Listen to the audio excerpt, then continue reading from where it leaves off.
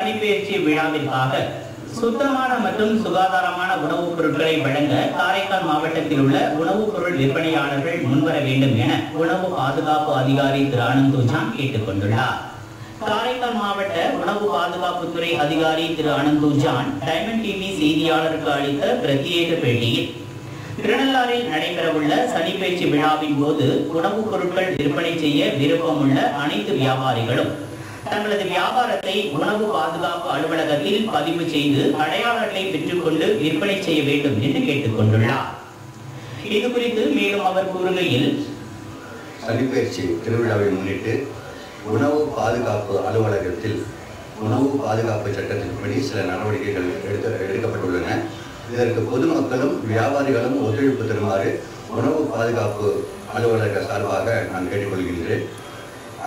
இந்த திருநள்ளாறு சனிப்பயிற்சிக்கு உணவு விற்பனை செய்ய விரும்பும் வியாபாரிகள் அனைவரும், அது சிறிய கடையாக இருந்தாலும் சரி, பெரிய கடையாக இருந்தாலும் சரி, தேநீர் விடுதிகள், உணவு விடுதிகள், மளிகை கடைகள், தள்ளு வண்டியில் வியாபாரம் செய்வார்கள், எப்படிப்பட்டவர்களாக இருந்தாலும் அவர்கள் தங்களது வியாபாரத்தை பதிவு செய்ய வேண்டும், ரெஜிஸ்டர் பண்ண வேண்டும். 100 ரூபாய் பணம் செலுத்தி அடையாள அட்டை ஒன்று தந்து புகைப்படமும் இடத்திற்கான சான்றும் கொடுத்தால் நாங்கள் உடனடியாக அவங்களுக்கு ஒரு பதிவு எண், ரெஜிஸ்ட்ரேஷன் எண் கொடுக்கின்றோம். இந்த பதிவு எண் இல்லாத கடைகளில் பொதுமக்கள் யாவரும் எந்த விதமான உணவுப் பொருளையும் வாங்கி உண்ண வேண்டாம் என்று கேட்டுக்கொள்கிறோம்.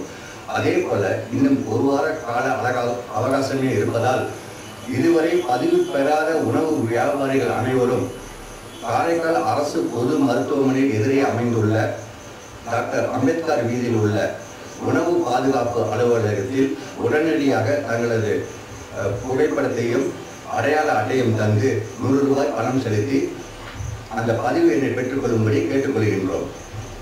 அப்படி வியாபாரம் செய்கின்ற வியாபாரிகள் அனைவரும் சுத்தமான குடிநீரையும்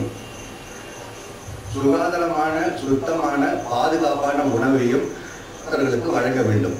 தவறுகின்ற பட்சத்திலே இந்த புதிய சட்டத்தின்படி தண்டனை கடுமையாக இருக்கின்ற காரணத்தினால், அதாவது ரூபாய் 1 லட்சம் முதல் ரூபாய் 2 லட்சம் வரை அபராதம் செலுத்த இருப்பதால் இதை தவிர்த்து எங்களது துறைக்கு வியாபாரிகளும் பொதுமக்களும் ஒத்துழைப்பு நல்க வேண்டும் என்று கேட்டுக்கொள்கிறோம். தொழிலாளர் அரசு காப்பீட்டுக் கழக வைர விழா